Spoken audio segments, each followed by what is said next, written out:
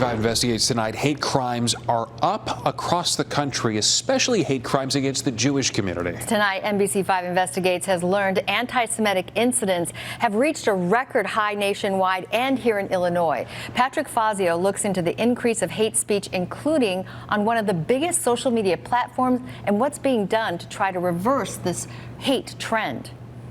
Silence is a killer, and we have to speak out. Sam Harris survived the Holocaust as a young boy in a Nazi concentration camp where his family was murdered. The gas chambers, I was there. I lost my parents.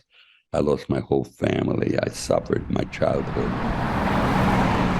Decades later, Harris helped create the Illinois Holocaust Museum and Education Center in Skokie. Anti-Semitism is up, and if we don't watch it, if it can happen in Germany, why can't it happen here? He and others at the museum worry about the recent rise in violence and hate speech against Jewish people. I think it's important for people to remember that the Holocaust didn't begin with gas chambers. The Holocaust began with words, the roots of anti-Semitism. Kelly Zaney is vice president of education at the Illinois Holocaust Museum, working to teach tolerance and combat hate. Holocaust survivors that we work with on a daily basis telling us since the 1940s, 1930s, they go to bed scared.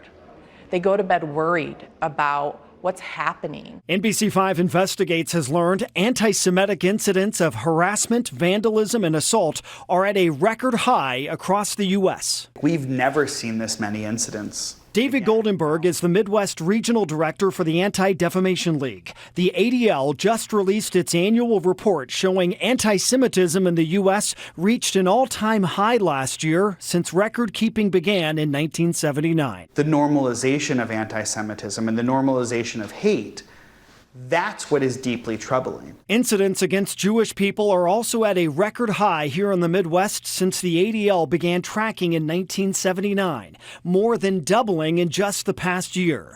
In Illinois, anti-Semitic incidents increased 128% from 2021 to 2022.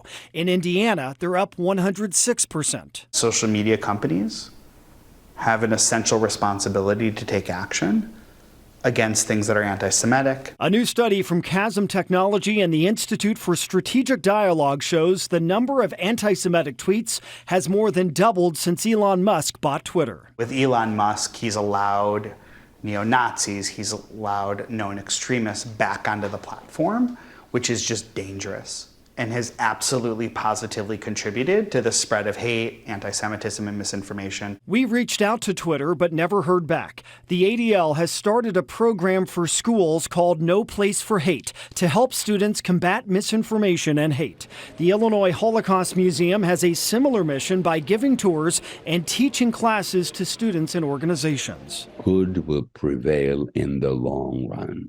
We have both good and bad, and the good has to fight it. It's a constant struggle. The ADL and the Illinois Holocaust Museum recommend when you see hate speech online, report it to that social media platform and urge them to take it down. Patrick Fazio, NBC5 Investigates.